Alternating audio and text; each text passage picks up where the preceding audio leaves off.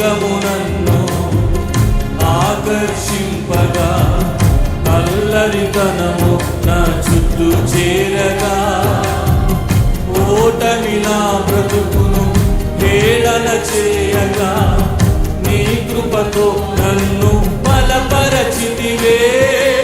ఇంతగా నన్ను హెచ్చించుటకు ఏ పాటి వాడలో యేసయ్యా.